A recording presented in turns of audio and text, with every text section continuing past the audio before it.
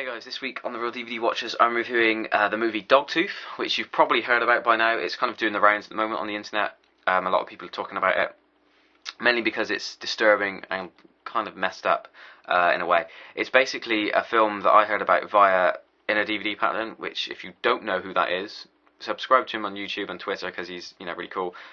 He talked about it in his most disturbing films list, and he also did a review of it a while ago, which got me interested in seeing this movie. It's a Greek film. It won quite a few awards at the Cannes Festival, I think, and it's got really good reviews all around from various places.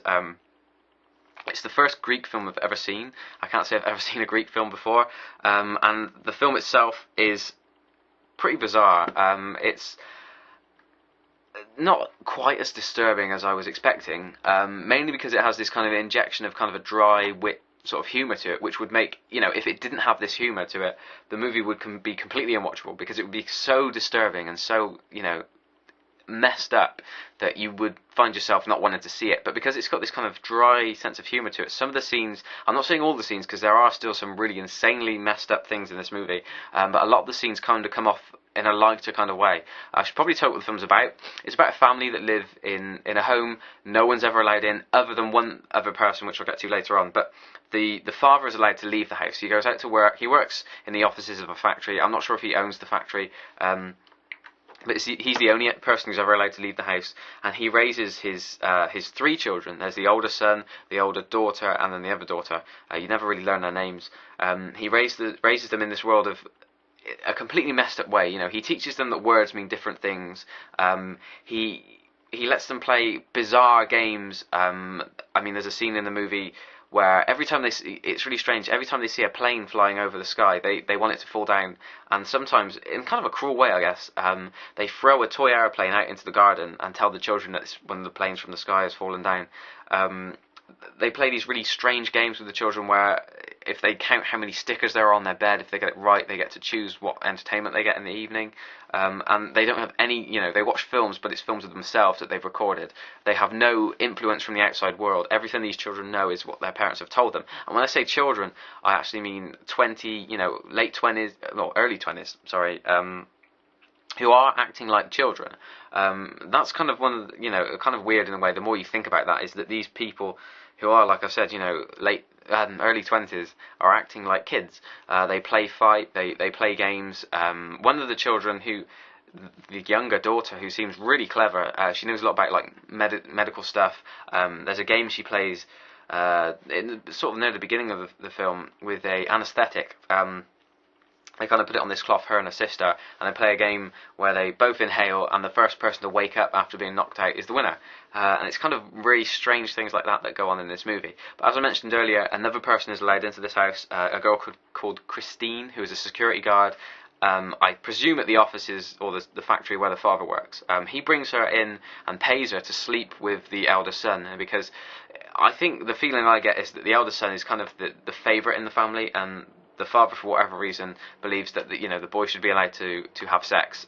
So he brings in this character called Christine to sleep with him. Okay, so I'm not going to go into too much detail how this happens, but kind of midway through the film, Christine acts in a way as a catalyst in making the elder daughter want to leave the family. And the father and the mother have raised the children to believe that when the Dogtooth falls out, they're allowed to leave the family.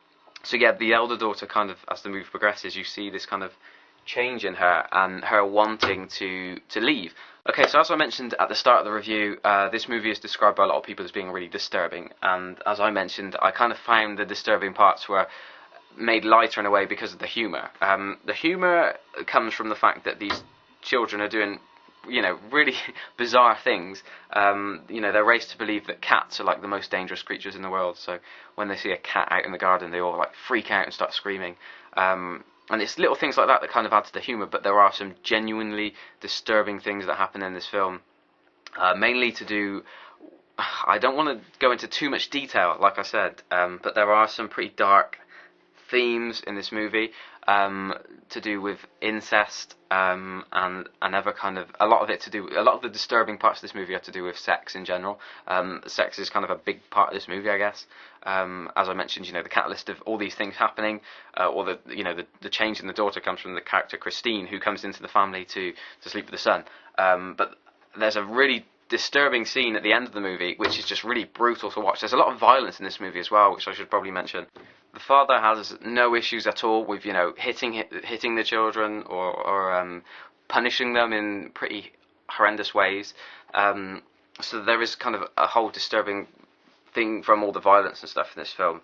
It's not a movie that I'd recommend to people who don't like, films kind of in similar style to Michael Haneke, or Haneke, however you want to pronounce his surname. There is a lot of that kind of influence and that feel to this movie. I definitely would describe it as a Michael Haneke style film, which for me was awesome because I love his films.